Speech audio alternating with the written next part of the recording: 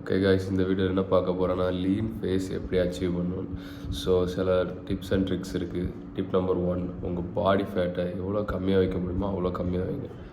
முடிஞ்ச அளவுக்கு ரொம்ப லீன் வேண்டாம், பட் 8 to 10 பாடி ஃபேட் தான் மெயினான ஒரு விஷயம் உங்கள் ஃபேஸ் லீனாக இல்லாமல் இருக்கிறதுக்கு. ஸோ அதை ஒன்று பார்த்துக்கோங்க.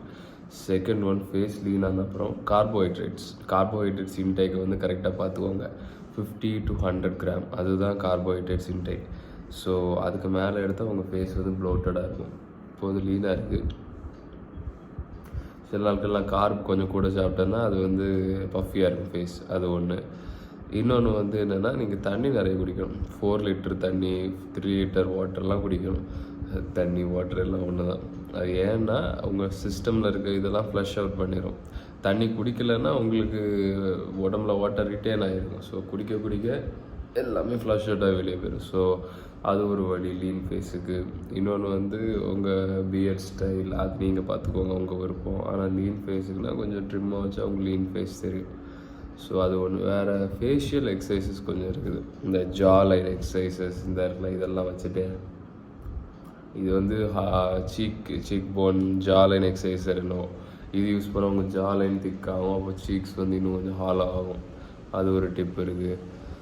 வேறு வெளியே மழை வர மாதிரி இருக்குது, காற்று தான் இருக்குது. ஸோ அது ஒன்று. வேறு உங்கள் ஃபேஸை லீன் ஆக்குறதுக்கு சூ பண்ணும்போது சாப்பாடை வந்து இப்படி எடுத்துகிட்டு அப்படி சூ பண்ணிங்கன்னா இந்த பக்ஸினேட்டர் மசிலெல்லாம் ஒர்க் ஆகும். ஸோ அப்போ வந்து உங்கள் ஃபேஸ் வந்து லீனாக இருக்காது, கொஞ்சம் பஃபி ஆகிடும். ஸோ ஆர்த்தோட்ராபிக்ஸ் பண்ணுங்கள். ஆர்த்தோட்ராபிக்ஸ்னால் உங்கள் டங் வந்து ரூஃபில் இருக்கும், உங்கள் வாய் எப்பவுமே மூடி இருக்கும், நோஸ் வழியாக ப்ரீத் பண்ணுவீங்க. அது லீன் ஃபேஸுக்கு ஒரு அத்தியாவசியமான ஒன்று. ஸோ வேறு அவ்வளோதான். பேசிக்கலாக கார்பன் டேக் கம்மியாக வச்சுக்கோங்க, பாடி ஃபேட்டை கம்மியாக வச்சுக்கோங்க, நைட் ஒழுங்காக தூங்குங்க, இல்லாட்டாலும் ஃபேஸ் பஃபியாக இருக்கும்.